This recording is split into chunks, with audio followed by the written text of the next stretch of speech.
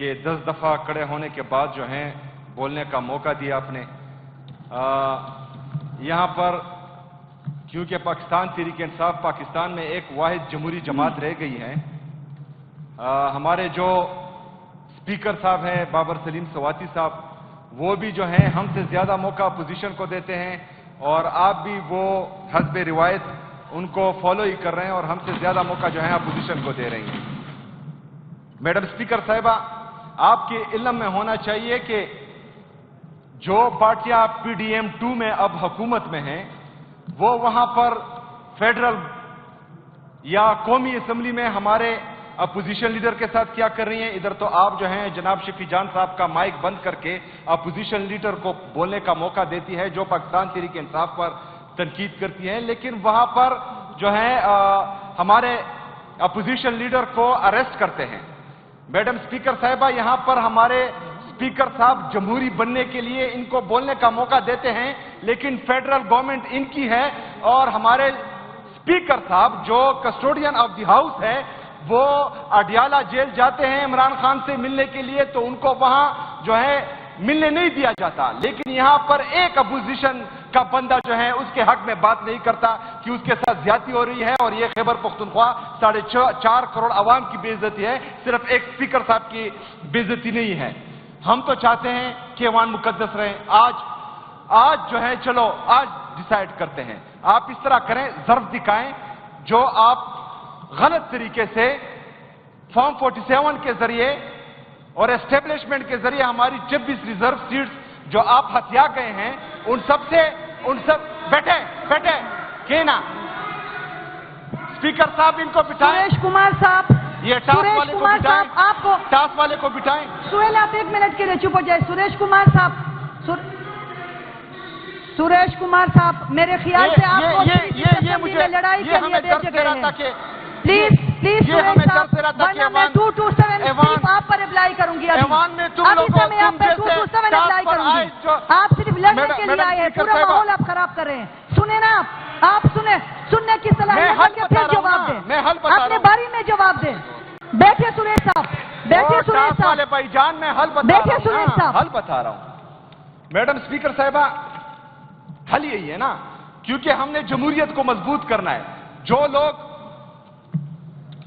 غلط طریقے سے آئے ہیں وہ ایوان کی تقدس کو بحال رکھتے ہوئے اس ایوان سے نکل جائیں.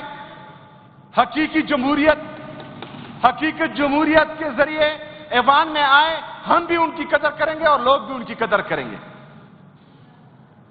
عوام کا یہ اعتبار ہے ان پہ کہ یہ جو بولتے ہیں، یہ جو کرتے ہیں، یہ جو کہتے ہیں، نہ عوام ان کو سنتی ہیں، نہ دیکھتی ہیں، نہ ان کو ووٹ دیتی ہے. پورے پاکستان میں صرف 17 سیٹیں یہ جیتے ہیں، تو یہ تو ان کی مقبولیت کا حال ہے. میرے دوست اجاز صاحب نے بات کی کہ یہاں پر جو پختون قومی جرگہ ہو رہا تھا، ہم رات کے 4 بجے تک اس کو پرامن طریقے سے وائنڈ اپ کرنے کے لیے ہمارے اپوزیشن بینچز بھی، ہمارے ٹریجری بینچز بھی، ہماری صوبائی گورنمنٹ بھی اس میں صبح 4 بجے تک میٹنگ کر رہے تھے. میڈم اسپیکر صاحبہ، یہاں پر امن و امان کے حوالے سے جو اجلاس چل رہا تھا بہترین چل رہا تھا. ادھر آج اجاز صاحب نے بات کی کہ علماء، ہم جتنے علماء حق پاکستان میں شہید ہوئے ہیں ہم سب کے لیے بولے بھی ہیں، ان کے لیے آواز بھی اٹھائی ہے، اور ہم چاہتے بھی ہیں کہ ان کے ساتھ انصاف ہو. لیکن آپ کائنڈلی مجھے یہ بتائیں کہ آپ کے اپنے امیر مولانا فضل الرحمان صاحب ان میں سے کتنے جنازوں پر گئے؟ آپ ہمیں یہ بتائیں کہ ان میں سے کتنے علماء جو ہمارے شہید ہوئے ہیں علماء حق انہوں نے مذمت کی ہے؟ کائنڈلی یہ جواب آپ مجھے پھر دیں گے. میڈم اسپیکر صاحبہ، سموتھ چل رہا تھا سب کچھ. یہاں پر پرسوں باجاوڑ سے جو ہمارا اپوزیشن کا ایم پی اے ہے وہ یہاں پر منتیں کر رہا تھا اسپیکر صاحب کو کہ میں نے تقریر کرنی ہے، مجھے آپ موقع دیں. اس سے پہلے وہ 2 دفعہ تقریر کر چکا تھا. اسپیکر صاحب نے پوچھا کہ آپ نے کس حوالے سے بات کرنی ہے، تو اس نے کہا کہ امن و امان کے حوالے سے. اسپیکر صاحب نے کہا بالکل آپ کا حق ہے، میں آپ کو مائک دیتا ہوں. میڈم اسپیکر صاحبہ، اسپیکر صاحب نے ان کو مائک دیا. اس نے 10 منٹ صرف اور صرف پاکستان تحریک انصاف اور صوبائی گورنمنٹ کو تنقید کا نشانہ بنایا. 10 منٹ بعد اسپیکر صاحب نے اس کو بار بار کہا کہ امن و امان اور باجوڑ کے لوگوں پر بات کریں، لیکن وہ نہیں کر رہا تھا تو اسپیکر صاحب نے اس کا مائک بند کر دیا۔ ابھی ہوتا کیا ہے، میڈم اسپیکر صاحبہ باہر جب جاتا ہے وہ ہم پر بھی الزام لگاتا ہے، مجھ پر بھی لگاتا ہے، شفیع جان پہ بھی لگاتا ہے کہ اس نے وہاں پر باجوڑ کے لوگوں کے خلاف بات کی۔ ہم نے بات کی صرف اور صرف فارم 47 کے ذریعے جو اس ایوان کا حصہ بنے ہیں ان کے بارے میں ہم بات کم کرتے ہیں، لیکن ہم جو ان کو لائے ہیں، جو پاکستان کی اسٹیبلشمنٹ ہے، ان کے بارے میں ہم زیادہ بات کرتے ہیں، پھر بھی ان کو تکلیف ہو جاتی ہے، یہاں سے اٹھ جاتے ہیں، ہمیں تنقید کا نشانہ بناتے ہیں۔ او بھائی جان، آپ کے ساتھ ہم نے لڑنا ہی نہیں ہے، آپ ہمارے مقابلے میں ہیں ہی نہیں، آپ کی تمام سیاسی پارٹیوں کی کوئی حیثیت ہی نہیں ہے پاکستان تحریک انصاف کے سامنے۔ ہمارا مقابلہ اس کے ساتھ ہے جنہوں نے عمران خان صاحب کو اڈیالہ جیل میں قید کیا ہوا ہے۔ ہمارا مقابلہ ان کے ساتھ ہے جو 26ویں آئینی ترمیم کے ذریعے پورے عدلیہ کو مفلوج کر چکے ہیں۔ ہمارا مقابلہ ان کے ساتھ ہے جو لندن پلان کے تحت پاکستان میں جمہوری حکومت کو جو ہے رجیم چینج آپریشن کا حصہ بناتے ہیں۔ ہمارا مقابلہ ان سے ہے جو لندن پلان کے تحت یہاں پر پاکستان میں ایک دفعہ پھر دہشت گردی لاتے ہیں، ایک دفعہ پھر پختونوں کے سر کا سودا کرتے ہیں، ایک دفعہ پھر یہاں پر دہشت گرد لاتے ہیں، یہاں پر دہشت گردی لاتے ہیں۔ ہمارا مقابلہ ان سے ہے، ہم ان کے بارے میں بات کرتے ہیں، آپ لوگ یہاں سے کھڑے ہو جاتے ہیں، ہمیں تنقید کا نشانہ بناتے ہیں۔ او بھائی جان، یا آپ خود مقابلہ کرو ان کا، ہم آپ کا ساتھ دیتے ہیں، یا ہم مقابلہ کر رہے ہیں پاکستان میں جمہوریت کی بحالی کا، پاکستان میں آزاد عدلیہ کی بحالی کا، پاکستان میں آئین اور قانون کی بالادستی کا، آپ ہمارا ساتھ دیں۔ ہم میں دعوت دیتا ہوں، آپ ہمارا ساتھ دیں۔ میڈم اسپیکر صاحبہ، امن و امان پر باتیں ہوئی، آج میں خصوصی طور پر کیونکہ عمران خان صاحب پاکستان کا سب سے مقبول ترین لیڈر ہے، وہ جیل میں ہیں، ان کی اہلیہ جو غیر سیاسی ہیں ان کو بنا حق قید کیا ہوا ہے۔ میڈم اسپیکر صاحبہ، عمران خان سیاسی قیدی ہے، لیکن اس کے ساتھ دہشت گردوں جیسا ظلم ہو رہا ہے جیل میں۔ اس کو صاف پانی نہیں دیا جا رہا، اس کو وضو کے لیے صاف پانی نہیں دیا جا رہا، اس کو پینے کے لیے صاف پانی نہیں دیا جا رہا، اس کی کتابیں بند ہیں، اس کا اخبار بند ہے، اس کو ایکسرسائز کرنے نہیں دیا جا رہا۔ اس طرح جو غیر سیاسی ان کی اہلیہ ہے بشرا بی بی، ان کے ساتھ جو ہے جیل میں ناروا سلوک ہو رہا ہے، ان کو بھی جو ہے صاف کپڑے نہیں دیے جا رہے، صاف پانی نہیں دیا جا رہا، نہ پینے کے لیے نہ وضو کے لیے۔ یہاں پر ہماری جو غلط طریقے سے یہ اس ایوان کا حصہ بنی ہماری بہنیں، بشرا بی بی تو ایک عورت ہے، ان کے لیے آواز اٹھائیں۔